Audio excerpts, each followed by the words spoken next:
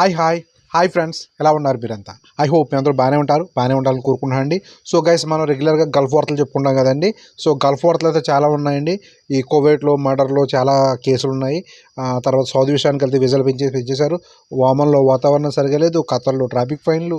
So Bahrain విషయానికి వెళ్తే money laundering కేసులు, డ్రగ్స్ కేసులు, దుబాయ్ విషయానికి వెళ్తే లాటరీలు బోల్డ్ ఉన్నాయండి. సో అయితే వీటికన్నా ముఖ్యమైనది ఏంటంటే, సో 2020లో చైనా వాళ్ళు పెంట చేశారు కదా. చైనా నుంచి కరోనా స్టార్ట్ అయింది, పెంట అయింది.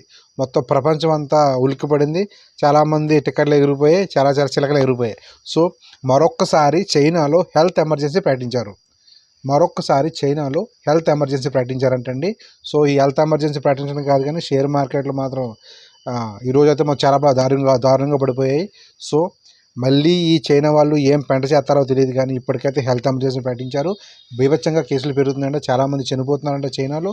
సో ఇప్పుడు చాలా చోట్ల ఇప్పుడు ఈ న్యూసే బాగా స్ప్రెడ్ అవుతుందండి. చైనాలో మళ్ళీ ఒకసారి హెల్త్ ఎమర్జెన్సీ ప్రకటించారని చెప్పి. అయితే కాకపోతే అప్పటికి ఇప్పటికి ఉన్న తేడా ఏంటంటే, అప్పుడైతే వ్యాక్సిన్ లేదు, అప్పుడే దానికి విరుగుడు మందు లేదు. కానీ ఇప్పుడైతే మేబీ దానికి విరుగుడు మందు ఉంది. అందువల్ల పెద్దగా ప్రభావం ఉండకపోవచ్చు. కానీ ఈ కొత్త రకం ఈ వేరియంట్ అవుతుందో బాగా స్ప్రెడ్ అవుతుందంట, చాలామంది చనిపోతున్నారంట చైనాలో. సో ఇదండి ముఖ్యమైన అప్డేటు, బ్రేకింగ్ న్యూస్ అనుకోవాలి ఇది. సో చైనాలో హెల్త్ ఎమర్జెన్సీ ప్రకటించారు. సో చాలా వరకు కొన్ని ఏరియాల్లో సెలవులు కూడా ఇచ్చేసారంట, బయటకు రాకూడదని చెప్పి. ఇదండి సంగతి.